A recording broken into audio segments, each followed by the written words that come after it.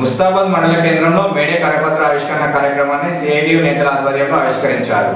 ప్రపంచ కార్మిక దినోత్సవం మేడే సందర్భంగా ముస్తాబాద్ మండల కేంద్రంతో పాటు పలు గ్రామాల్లో సిఐటియు కార్మిక సంఘం ఆధ్వర్యంలో కరపత్రం ఆవిష్కరించే కార్యక్రమం ఆదివారం నిర్వహించారు. మండలంలోని చిప్పలపల్లి భవన నిర్మాణ కార్మిక సంక్షేమ సంఘం సభ్యులకు అవగాహన సదస్సు ఏర్పాటు చేసి మేడే ఉత్సవాలు విజయవంతం చేయాలని కోరారు. కార్మికులంతా ఐక్యంగా ఉండాలని, కార్మికుల సమస్యలపై పోరాటంలో ప్రతి ఒక్కరూ ముందుకు రావాలని కోరారు. ముస్తాబాద్ మండల కేంద్రంలో జరిగే జెండా ఆవిష్కరణ కార్యక్రమానికి తరలి రావాలని పిలుపునిచ్చారు. కార్యక్రమంలో సిఐటియు ప్రతినిధులు ఎల్లారెడ్డి, రాజమల్లు, భిక్షపతి, దేవయ్య, రాజు, శ్రీనివాస్, నరసింహులు, పలువురు భవన నిర్మాణ కార్మికులు హాజరయ్యారు.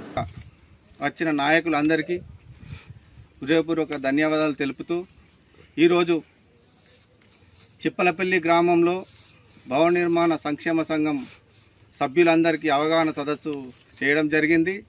అదేవిధంగా గూడెం గ్రామంలో అవగాహన సదస్సు చేయడం జరిగింది. అదేవిధంగా కరపత్ర ఆవిష్కరణ చేయడం జరిగింది. వారికి నష్టాలేమిటి, కష్టాలేమిటి, మేడే అంటే ఏమిటి అని నేర్పించి ముందుకు కొనసాగిన మా ఎల్లారెడ్డి గారికి ధన్యవాదాలు తెలుపుతూ ముగిస్తున్నాం. 8 గంటల పనిదినానికై పోరాటం చేస్తే అక్కడటువంటి వాళ్ళు కాల్పులు జరిగినప్పుడు 8 మంది రక్తం చనిపోతే ఆ రక్తంలోంచి ముంచిందే ఎర్రజెండా.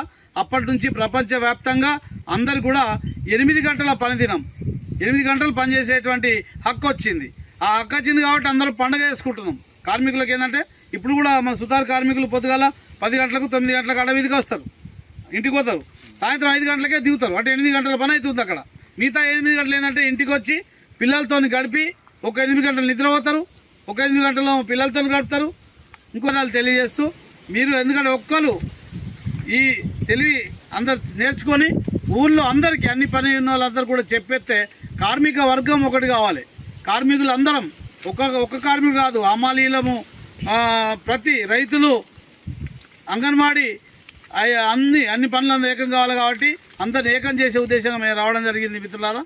కాబట్టి మీ అందరికి ధన్యవాదాలు తెలియజేస్తూ కార్మికుల ఐక్యత.